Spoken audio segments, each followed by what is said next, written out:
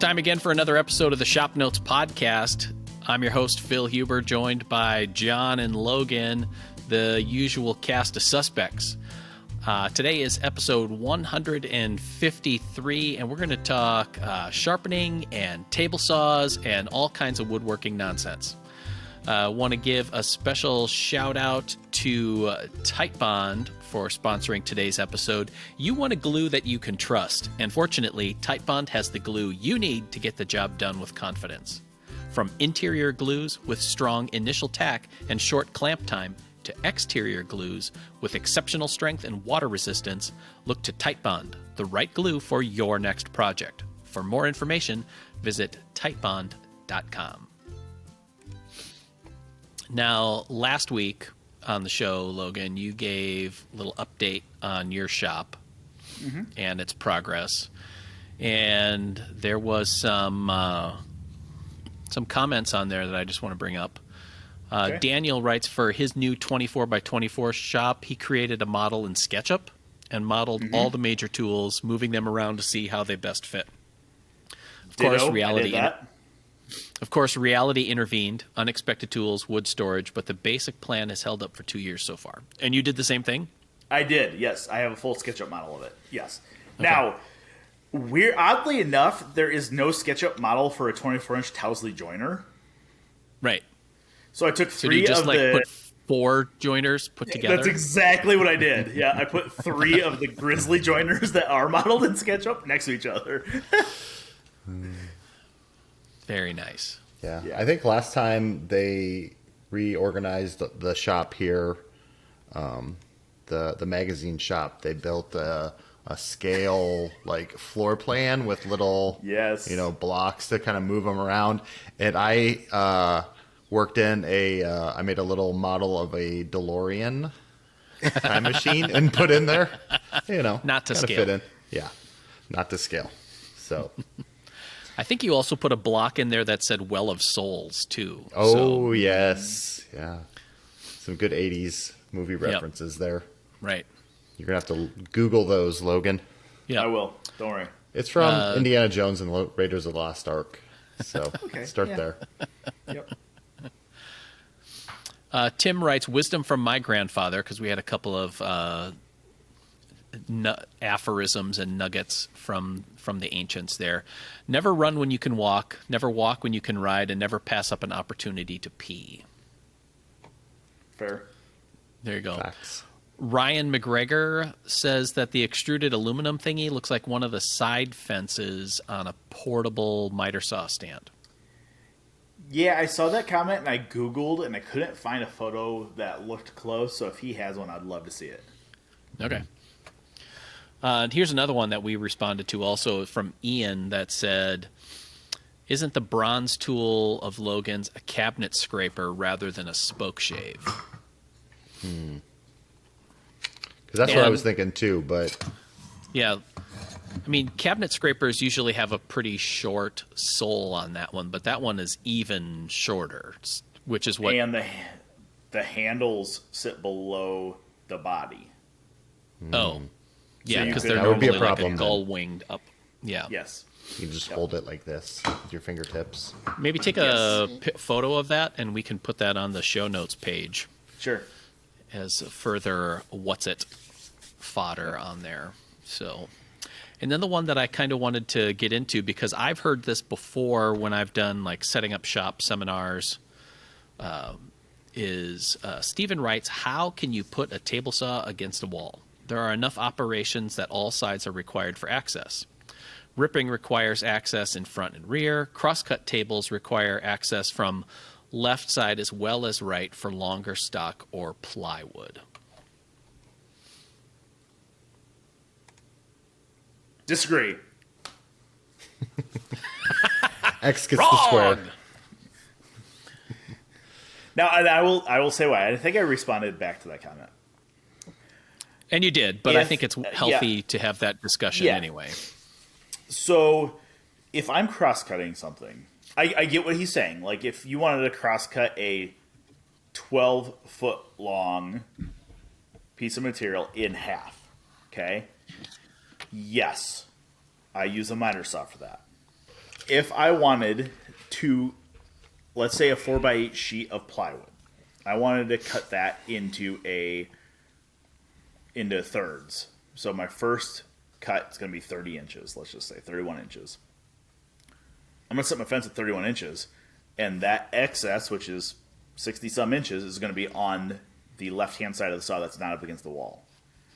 So, like, in my mind, I can't think of a scenario where I need to have that space on the right-hand side of the saw. Can you guys? Yeah, not if you have think of one miter saw, because you'd be, cutting the long pieces on that. Yeah. One of the previous editors here, Brian Nelson, made the point that, a lot of times crosscut sleds are made for the left side of the saw, primarily,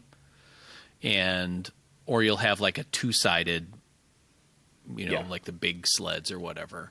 And his point is that most of the time the larger extension on a saw is on the right-hand side. So he thought that why not have a crosscut sled that's designed, or a miter gauge in the right-hand slot, then more of your work pieces supported when you're doing long pieces. So and if you're cross-cutting long parts and your table saw is that tool for that task, then having it away from the wall does make sense. But then you put the left-hand side up against the wall. Just move the wall. Yeah. But I was thinking if you did projects that required you to bevel the ends of long panels. Okay. I could see that because most saws now are left tilt, right? Sure. You would maybe then at that point want to do that. However, I'm going to do it with a track saw. Right. Also, I guess it would be one of those, to me, it would be one of those instances where, because when I had a table saw in my shop, I had it parked up against a wall too. Because I felt like it was the best use of space. That's how we have it in our shop. Now, granted, the two table saws that we have in there have pretty significant extension wings. They're the on 52 the right side. inch. Yeah. Yeah. But I feel like most of the time, it's like, what are you designing your shop for? Are you designing your shop for the work that you typically do and frequently do, or are you doing it for the extremes and the outliers? Will there be times that you want to cross-cut 12-foot lengths or your, whatever, and you have to do that? Like, is that reason enough to design your whole shop around it? And I would say not. Yeah, like you mentioned, we actually have 3 table saws in the shop. Oh yeah. One's the dado, set up for the dado blade, and all 3 of them, the extension table is on against the wall, and we have all kinds of people building in there, different projects, and I don't think anyone has ever needed to move it away from the wall. Yeah. And granted, we do have the wider extension, but regardless. But on the dado saw, that one's not 52 inch. Yeah, it's only 3 feet. It's a 36. Yeah. And I just don't see it. John's right. It's never been moved away from the wall. It's never been an issue. And in fact, on most of those saws, there's probably a goodly pile of accessories and whatever to the right of the fence anyway, highly indicating the fact that it hasn't been used to that capacity. I have on several occasions had to unpile the crap to slide the fence far enough. I just pile it up onto a smaller pile and just keep smashing the fence over. Dink, dink. It's like, all right, that's good. It's like parallel parking in a big city. You just kind of bonk, and that's how you know where you are. Yep. So that's funny. Yeah. No, I think it's a good thing to think about because, if you are the person that's dealing with very large panels or long stock, if you're doing trim work in your house and your table saw is that tool, or that's the kind of work that you do, then you need to set up for that long stock. And maybe that means the table saw is in the middle of the shop. But yeah. But I guess at that point, I would say that there are other tools that are probably better set up for that.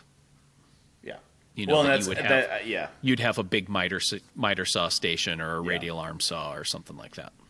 Yeah, and I guess that's my thought is I can see the potential to needing to move the saw away from the wall. I have a mobile base on my saw. It's easy to do. You jack it up and roll it out. Right. However, like you said, Phil, I'm not going to put my saw in the middle of the shop just because I might at some point need it. Will I buy an oversized tool because at some point I might need it? Absolutely. Right. But those are separate issues altogether. Separate issues, yes. That's a compensation issue. I think there are better tools. If I need to do that type of operation, I think there are better tools, or there are ways that I can do it in my shop that are actually easier on me. I think if I'm trimming a bed rail to length, I'm probably going to do that on the miter saw anyways. Sure. Because, a bed rail is generally going to be bigger, thicker stock. It's going to get a little tippy on the table saw, even if you have it on a sled. I just think there's better ways for me to do it. So, yeah. Yeah. Right. And it's not like you're breaking down rough lumber on the table saw. That's a hand saw, miter saw, some other radial tool kind of radial arm saw kind of operation. Yeah. So, yeah. Kind of meandering off or kind of down the road on this topic. We were talking about all the crap that's usually on the extension table that you have to move when you move the fence. I think there's a tip idea there for a fence storage system, because usually I just start piling stuff up on top of the fence, and then move it over. It's tape measures, wrenches, pencils, so make a storage system where it stores all that stuff, plus extra blades go in there, and it just slides with the fence. Yeah, I feel like Infinity or somebody makes one that goes on top of the fence. I know somebody is making and selling drawers that slide in the ends of the saw stop rail on the fence. They're pull out pencil drawers from the they're end of the 8 feet long tube. and it's I don't think they're that long, but somebody did a tip on that. Yeah. But so my saw is still going to go up against the wall. Yeah. No, You're not convinced. Right. Yeah, mine's on a mobile base, so I just wheel mine over to the garage door and just blow out all the dust, and then wheel it back to the wall. Right. So that's what I do. Yeah, I did. So yesterday I was in the shop for a little bit in the afternoon, finishing up some T111, and I measured. I have a saw I'm picking up this weekend that I'm going to send you guys a picture of when I pick it up. Today, Friday, tomorrow I'm picking it up. I pulled the old Crescent catalog dimensions for this saw. I don't know what I got myself into. The size of this thing and the amount of room it's going to take up is stupid. I was standing there with where I want it to go, and I'm like, oh my God, this is way too big. I'm still going to do it, but it's huge. Holy crap. I played with my SketchUp model and I made a box and dropped it in. I'm like, oh yeah, no problem. That fits perfect. We'll see. I'm also We'll see. to get it in the shop. I'm also going to have to cut my door from my storage area into the shop taller. Didn't think about that. It's too tall to fit in the 7-foot door. Well, yeah. I don't think I can do that to a 2,000-pound saw. Not with that kind of attitude. Oh. So I don't know. All right. This was one of those like, oh crap moments. Yep. Remember last week when I said that, or it was a couple weeks ago, I said my dream shop would have like big porch doors on it or a convertible dome like some baseball stadiums. That's what you should have had. Was then you could get like one of those Sikorsky Sky Crane helicopters and just kind of like lower big items Drop right it in there. Yeah. Well, originally when I started thinking about this shop years ago, my plan was to do double door or an overhead door. So I was going to do like a garage door into the shop. Sure. Maybe like a roll-up one. But then, planning to do a bunch of photos and stuff. And I don't want the photos to show a garage door in it. So I was going to just do sliding double doors, kind of like we have in the studio. Yeah. Which is fine. I can actually, easily make those as tall as I want. So I can do 10-foot doors, which is probably what I'm going to do, just because this bandsaw is 8 foot tall, and then you put a skid loader on top to lift it off the crane eye or the eye hook up top. It's gonna be tall. So I think 10-foot doors. I just have to make an 11-foot door. Not that big a deal, really. Just as like the doors to Minas Tirith or something. It's gonna be pretty awesome.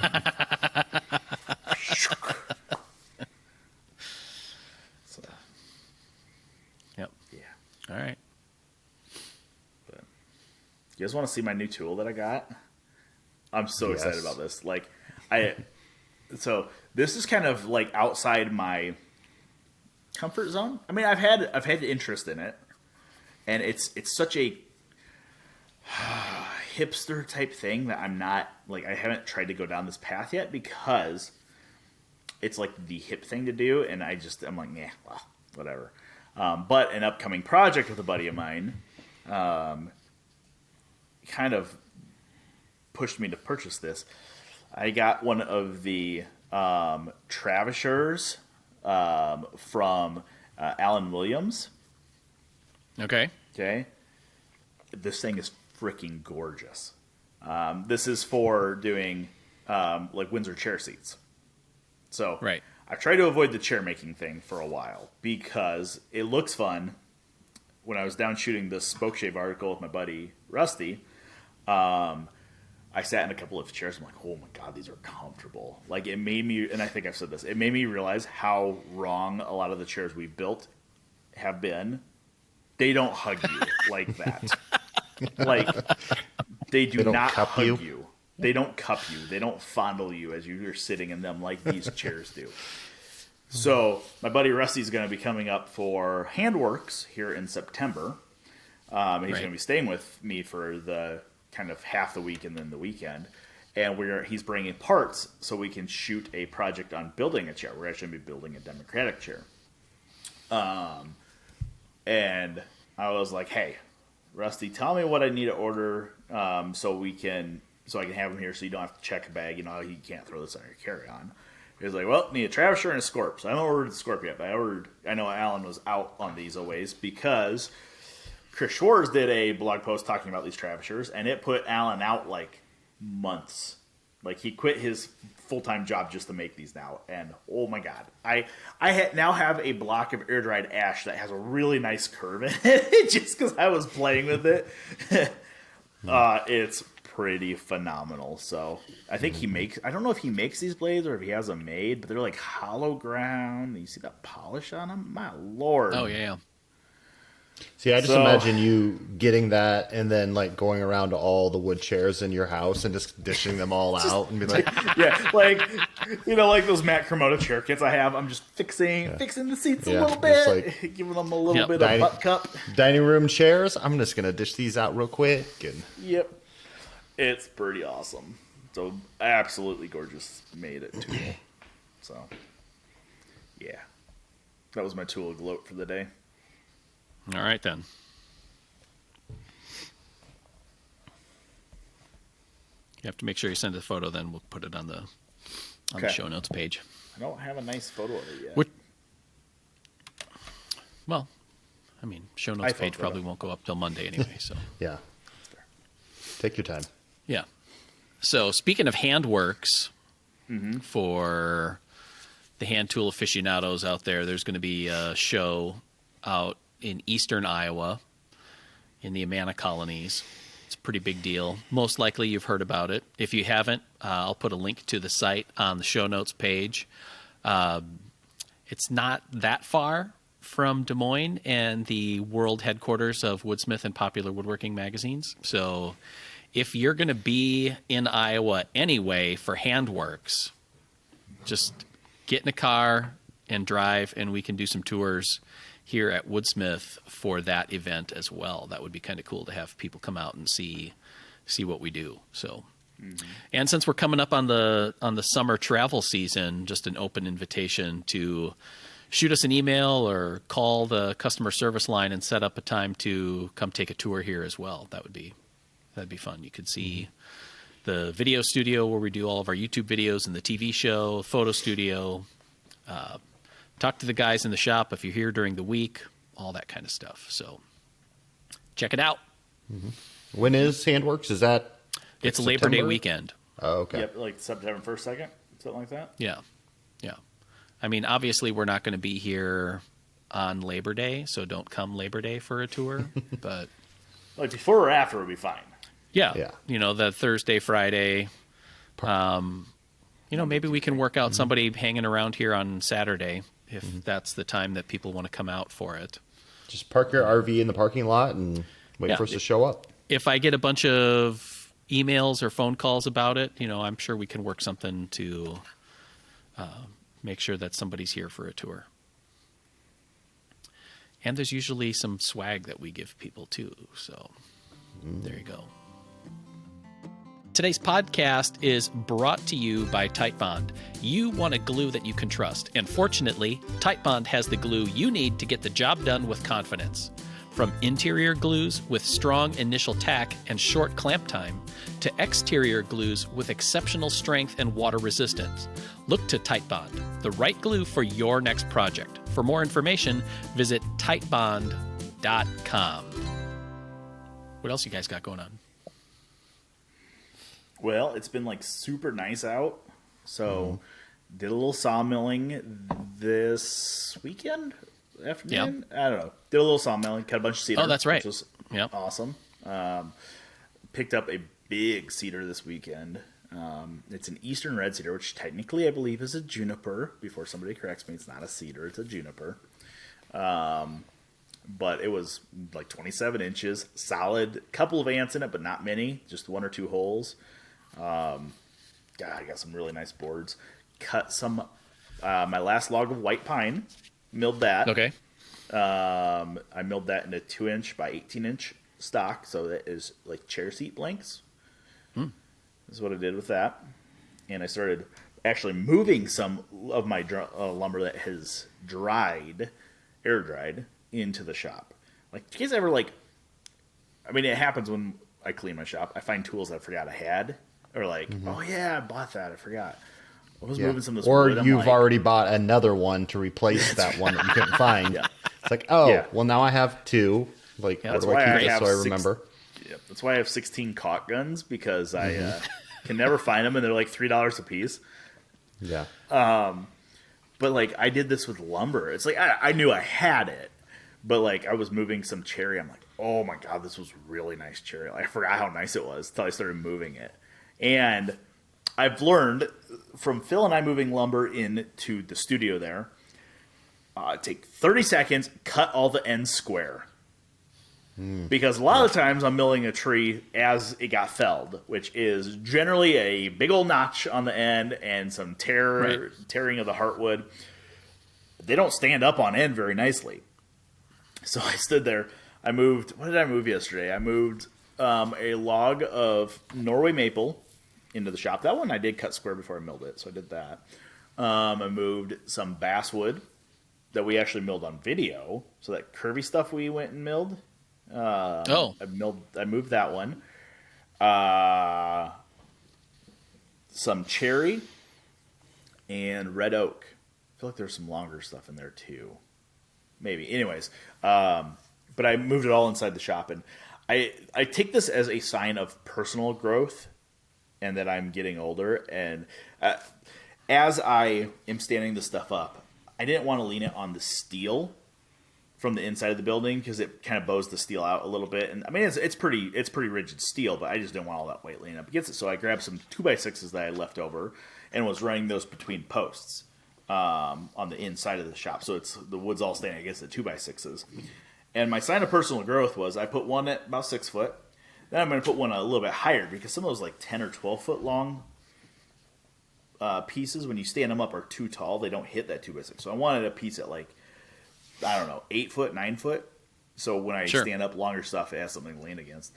And as I'm walking around, I'm humming to myself like, what can I stand on that I'm not going to hurt myself? It's like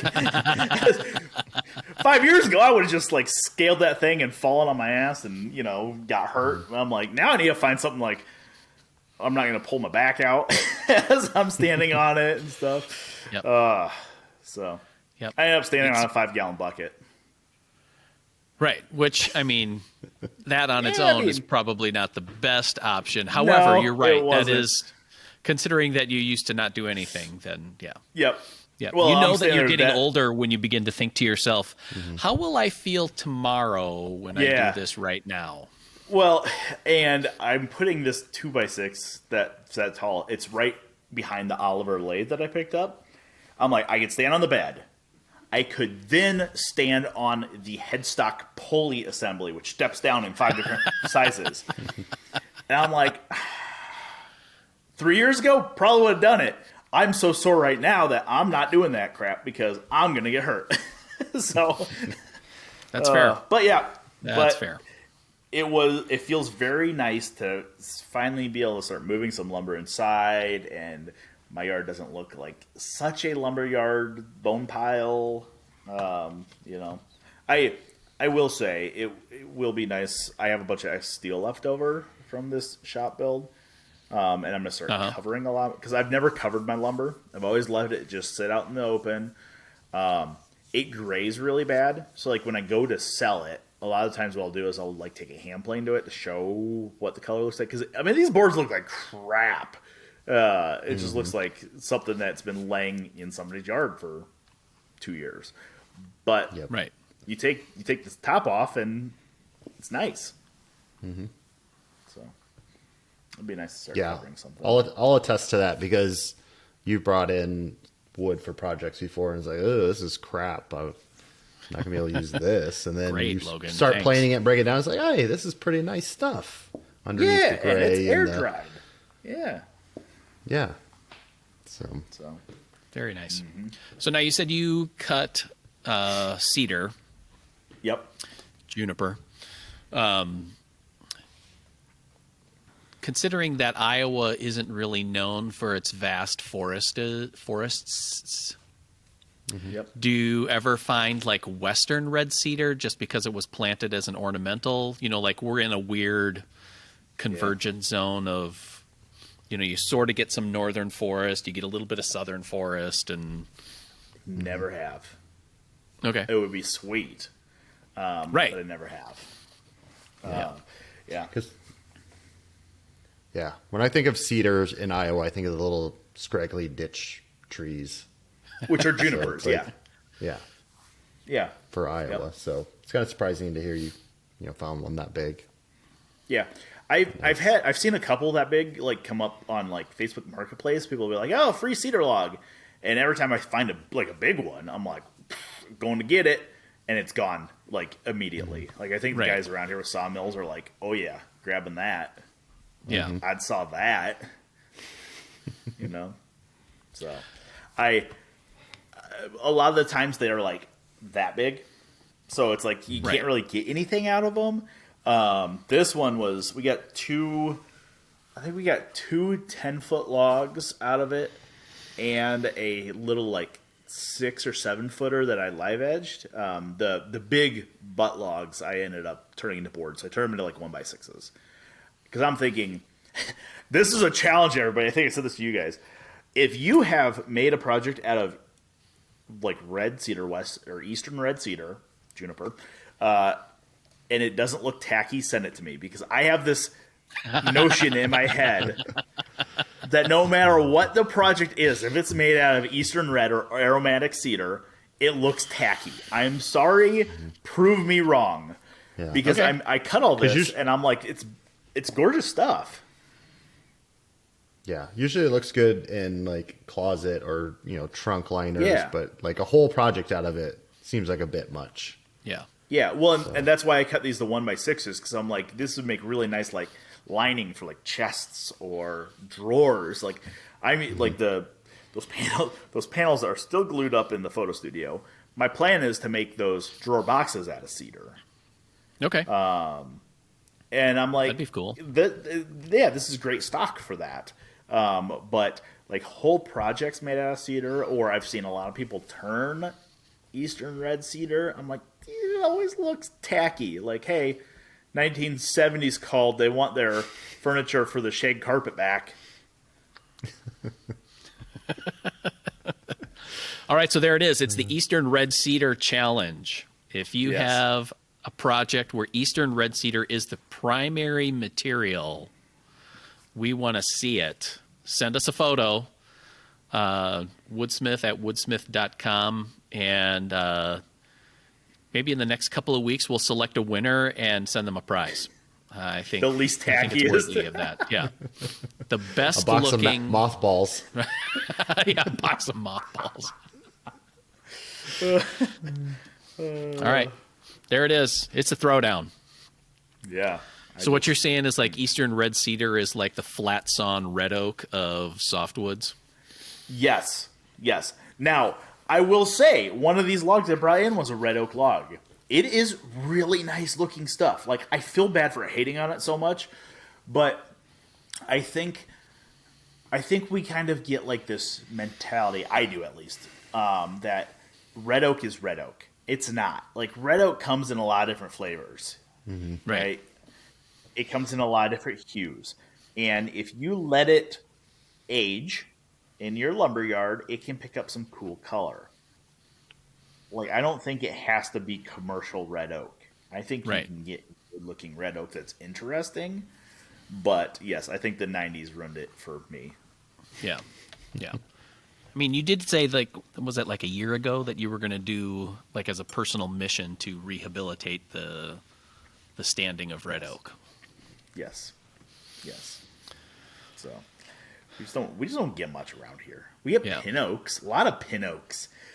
And they are technically a red oak, but they're a really fast growing red oak. So like take everything everybody hates about red oak, the big cathedral grains, and make it really big and really spread out. Because that's exactly what it looks like. So I'm saying this as I'm sitting here looking at a one-wall workshop made out of red oak. Right. Although we tried for the most part, I think, on that one to be mostly riff sawn on that, right? It is all riff sawn, which is actually really nice. Yeah. Okay. Well, maybe we'll have to do that as the follow-up challenge, is the best red oak looking project. Mm-hmm. And like Peter Follansbee is excluded from that challenge. Yeah. If you got your red oak from riving logs, you cannot show it to us. Or maybe you take some really nice red oak, and that's what your chair is going to be. Yeah. That you're going to make. That's true. I did actually. Where did I put that? I bought a fro recently too. Oh yeah. Yeah. And I bought it kind of because I'm on this chair kick now. I want to be hipster like everybody else. Right. So I bought this. There was a guy that is in North Carolina. One of the Facebook groups. He was selling. He had a small batch of like 10 or 12 froze. So I bought one. And he was asking. I thought he was very reasonable on his price. He was like $60 a piece shipped. So I bought one. I don't know where I put it though. It's somewhere. I'll find it when I clean my shop. All right. Yeah. So speaking of new tools, I finished a tool here. I'll put a photo on the show notes page. A coping saw from plan from Woodsmith that Chris Fitch did. and it has a combination wood and metal frame. So there's 3 layers of ash and 2 thin layers of aluminum, as Mark Hopkins would say, to make the frame. And then you make little blade holders, and then this cool cam lever that applies tension to the blade. And then the holdup for me was the original handle. Let me reach back and grab it here. That Chris designed was pretty simple, just a tapered standard knob threaded on the end, also out of ash. And I wanted something a little more stylish, so I had been looking up like vintage tool handles of all sorts, for little, because you had a gent saw, I think, a long time ago, Logan, that had a really sweet profile to it, that sort of thing. But what I ended up using was a walnut handle based off the pattern that I used for some carving gouges and the chisels that I have. And it's I think originally it was 2 gouges that I got from you that had that pattern, and I just really like it. I like it a lot. Oh, yeah. And I don't remember, we were trying to decide where this turned version came from, if it was one that I did or one that you did, or did we do it for video, or I don't know. I'm thinking it was probably a video at some point. Yeah. Anyway, I had it in my shop, and I thought, it's a really comfortable design and kind of matches the look of my other tools, so I'm going to use it. And it's a pretty cool. Yeah. What surprises me is just how lightweight this is compared to, like my coping saw is just kind of your standard hardware store coping saw, but this one is a delight. Yeah. Well, plus you had to make a left-handed handle versus Chris's right-handed handle. Yeah, that's the thing, is most of the time people don't really realize that my life is full of adaptation.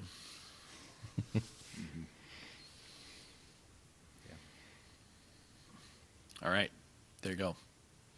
So now we've been talking off podcast recently about sharpening on different things.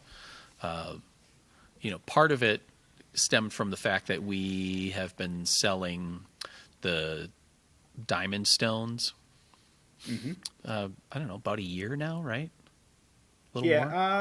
Probably a little over a year, Yeah. And what's kind of fascinating to me about diamond stones, and why I wanted to bring it up, is I like using oil stones. And we have a set of water stones here in the shop, which I'm going to say, I'm not sure how this happened, but the water stones in that tub have been in that same water for, let's call it a while. And yet that water is not funky at all. I mean, I'm not going to drink it, but... No. I filled it up and I put a splash of bleach in it last time. I know, but still. Okay, yeah. One would have thought so you can drink that's why it's not fuzzy. It's not fuzzy. Yeah, but still, when you put a splash of bleach in it, like that's a couple years ago. Probably. Oh, yeah. That water is original. Right. That's the original water. I would think that the bleach effects have worn off dissipate. long since then. I don't know. I don't know. But I'm not a chemist. For all the chemists out there, you can tell us exactly what the long-term... What's the half-life of bleach? Right. Maybe it gets more potent. I don't know. Yeah, maybe we're brewing bleach back there in the with the stones in there. Yeah. But anyway, where I was going with that is because we've had some of those diamond stones around here, is how nice it is to have a diamond stone as like a sidekick to your sharpening stones. Yeah. I use them now as my main stone. Do you? Okay. So, yes. Because I think we can all agree that water stones cut the fastest, right? They Yeah. probably sharpen the fastest because the way water stones work is you're releasing new grit as that stone wears away, so there's always a fresh edge. Oil stones are nice because they're harder. They don't cut near as fast, but you don't have to have the maintenance. I feel like diamond stones are like a good blend of the two. Plus, they're not as messy as either. Water stones, you have to have a water bath. Oil stones, you have to have oil, and as much as I love my Eagle 88 oil can, it leaks. It leaks with temperature changes. So, like, if I have it sitting in my truck, and then I bring it inside, and it goes from cold to warm, the increase in temperature and pressure will make it drip a little oil. Okay. So there's always leaking oil on it. The diamond stones I have, this is my entire sharpening set right here. So I have, that one's the strop. That's my entire sharpening set, which is awesome. Yeah. You know, because it's what, 2 stones, right? Mm-hmm. 2 stones, 2 double-sided stones. Yeah, double-sided stones. So it's like 4 stones essentially. Yes. But... Yeah. I feel like that could fit in a sharpening fanny pack. It could. It could. That's a product idea. Right. You guys can use that. I'm going to write that down. Yeah. The thing that I like about them, I feel like they are, full disclosure, we do sell those, as Phil mentioned. Right. But I like the fact that they are cleaner and they are like a good benefit of each. So they cut as fast as water stones, but they don't require the maintenance. You do have to break them in correctly.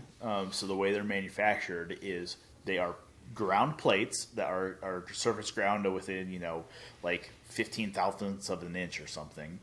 And then they are plated with nickel, and that nickel solution has the diamonds in it. So as you are plating with nickel, the diamonds are getting attached and buried in the nickel plating. But you get some diamonds that aren't completely buried, so you have this initial crisp layer of diamonds that you have to wear off. So you got to do that correctly, or else you kind of cross-contaminate your stones, and you can actually scratch your finer stones with your coarser stone diamonds. But once they are broken in, they cut beautifully. We do sell lapping fluid with them as well. I definitely don't use Windex on those, but that's what I use at home is Windex instead of lapping fluid. I just don't use water because water will rust them. If it gets down on the steel plate, it will rust the plate. So I actually use Windex because I always have a bottle laying around. They cut great. I love them. I mean, they also cut a little differently than stones, and that's, I do a lot of sharpening seminars. Sorry, so I'm always into this mode. Like the grit between types of stones are not the same. So you can't say an 800 grit diamond stone is the same as an 800 grit water stone. Completely not correct. Like the 1000 grit on the diamond stone cuts about like a 4000 grit water stone does. So a lot of people will go from that 1000 grit diamond stone and finish on a ceramic stone that gives you a little bit higher polish, and that's completely valid. I don't, unless I'm working with something like extremely figured, or if I really need a really clean end grain cut, I don't do that. I stop at the 1000 and then I strop it. Like it's hot. Like it's hot, yeah. Yeah. So, yeah. I mean, I love the romance of oil stones. And I actually picked up a couple really cool like calico type stones that are like black and white speckled. They're gorgeous. I think Holstein, that's what they're called. Is Oh yeah, the Holstein stones. Right. Yes. They're from Wisconsin. Yep. Yeah. The great stone quarries of Wisconsin. Mm-hmm. Mm-hmm. But, yeah. Which is something I've always wanted to ask Dirk or somebody from the DNR in Iowa. Is were there or are there any quarries or stones that were used locally as sharpening stones?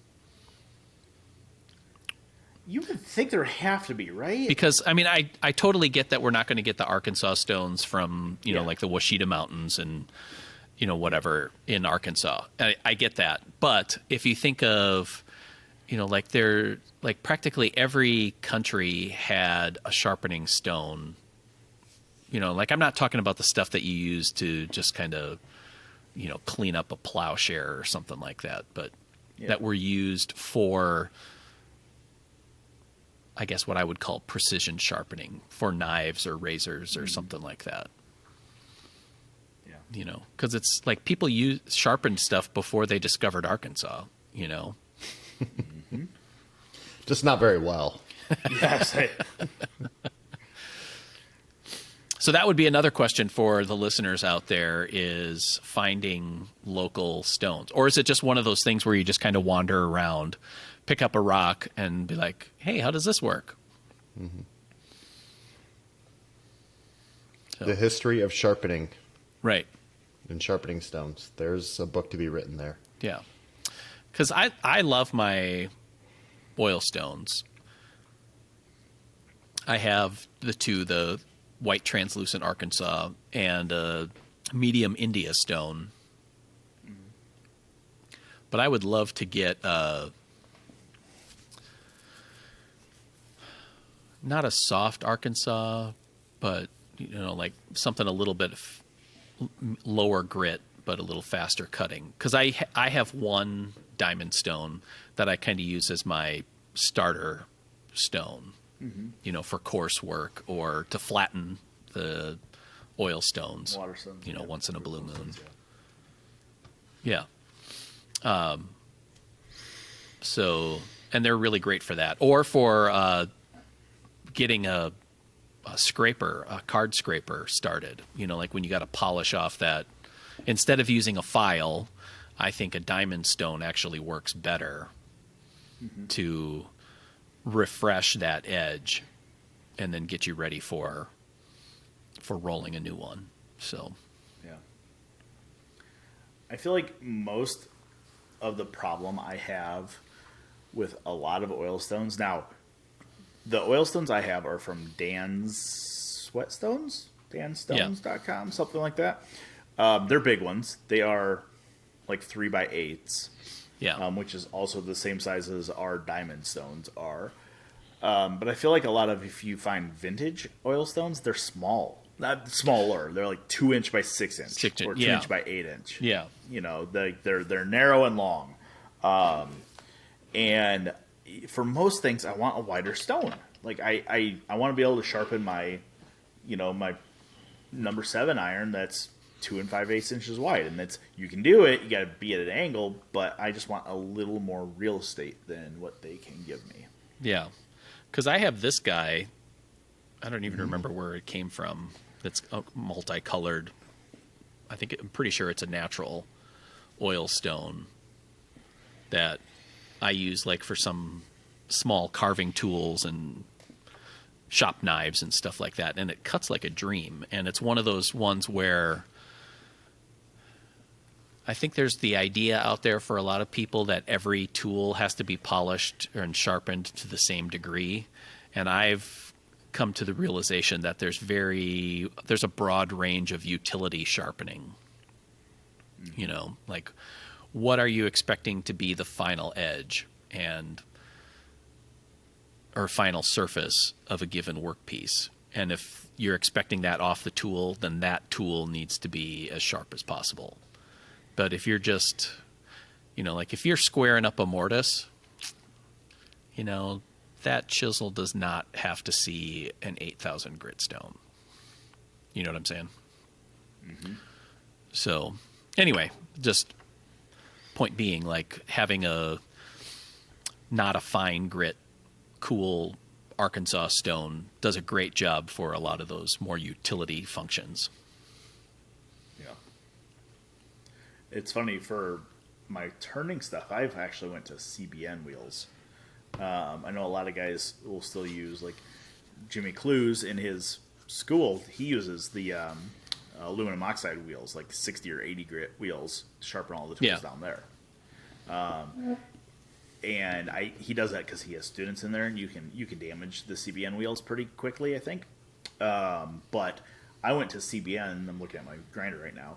I did a 180 and a 220 on those, and CBN is a little bit different than diamond. It's cubic boron nitride, I think, and they cut like diamond stones do, but they're just so fast. And what I like about them is that they run super true on the grinder, and they don't heat the metal up nearly as much. I mean, you can still blue steel on there, which doesn't hurt most turning tools, but they run much cooler. Like if I'm in the shop turning there, we have the white wheels on our Rikon grinder back there, and if I sharpen a scraper, I'm not touching the tip of that thing for at least 15 minutes because it's hot.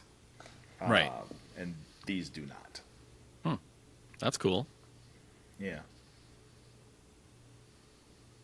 Now, on the flip side, you also don't get sparks off of these, which is good in some instances, but it's also bad in some instances because some gouges, bowl gouge, spindle gouge, roughing gouge, when you're sharpening, you've sharpened right up to the tip when the sparks start coming down into the flute instead of going underneath it. Right. So sometimes it's a little telling not having, or it's telling having the sparks but not having them. So it's like, I wish I could see where I was sharpening. Yeah. And I know that we replaced the Tormek wheel in our shop with a CBN wheel, which I thought was kind of crazy. Mm-hmm. But then you don't have to deal with making sure that you drain the water bath, so you don't have a overly soaked wheel kind of a thing. So, yeah. Now, do you, Phil, hollow grind your tools first? I've started to, because most of the time it's a little quicker for me to be able to get to restore an edge.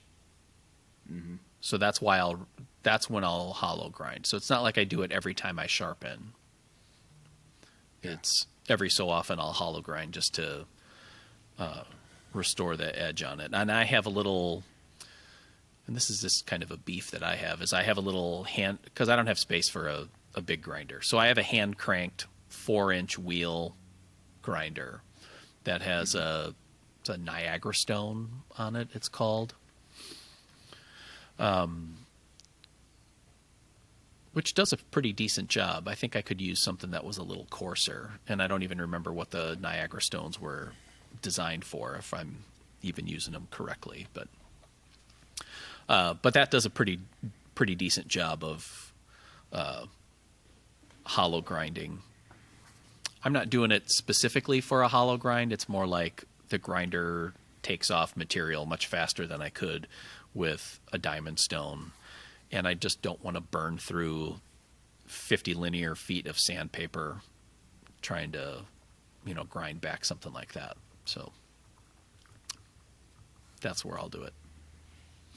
I'd love to find a 4-inch convolute wheel, like for, instead of a wire wheel for that little grinder, but it's hard to find 4-inch grinder wheels.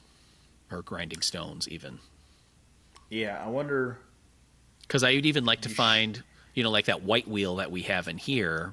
Yeah. That cuts pretty fast. I think it cuts faster than what those Niagara stones cut.